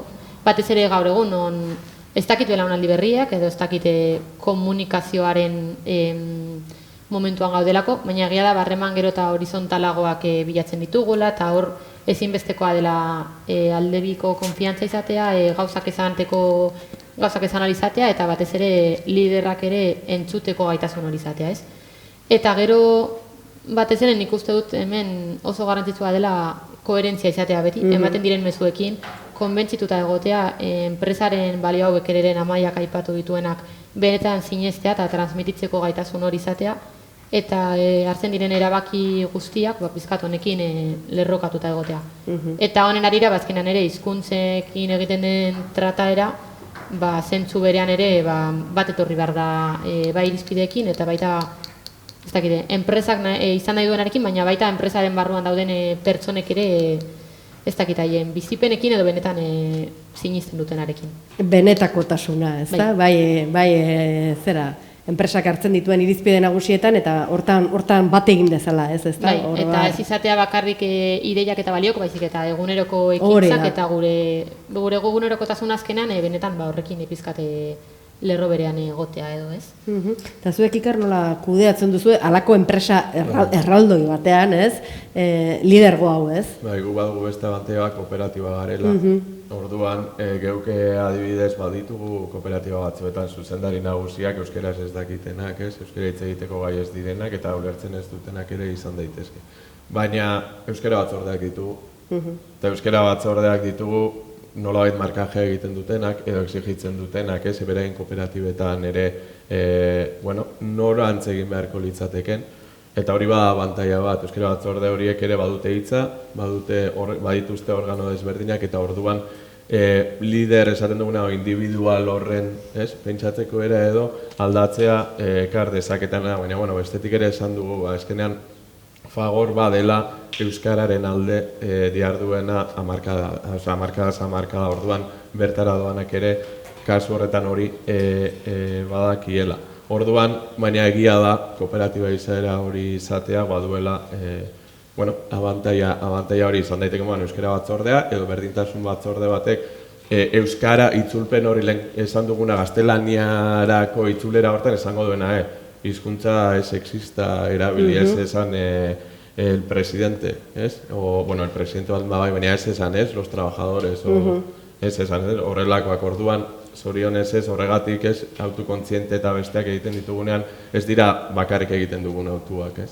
Eta kasu hortan horregatik da garrantzitsua zera egitea, eta esan dako azkenean lidergoa edo figura horiek dutenak pentsara saldatzeko edo, bueno, markaje hori egiteko ere badaude bestelako batzordea lehen komentatu guna beti gora edo aliketa horizontalen bentzak.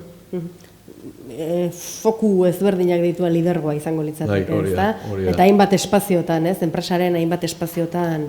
Hori da, foku ezberdina dituena, egia da organo batzuk badutela erabakimen eskumen bat, beste batzuk ez duten beste, baina bai, bueno, presio egiteko edo badute aitortuta zera bat bide hori dagokion bide hortan erreferente izateko. Hagen erabaki ez dute egiten ez dakiz emateko inbertsio egin behar da ez dakin nola eta abar, baina badute bestelako botere bat ez, kasu horretan. Oso, ondo, zakit, iste aldera inork ekarpenek egin nahi duen, eta bestelaia, kafera, ez da? Hori da. Bestelaia, kafera, eskerrik asko, eta horixe, placer bat.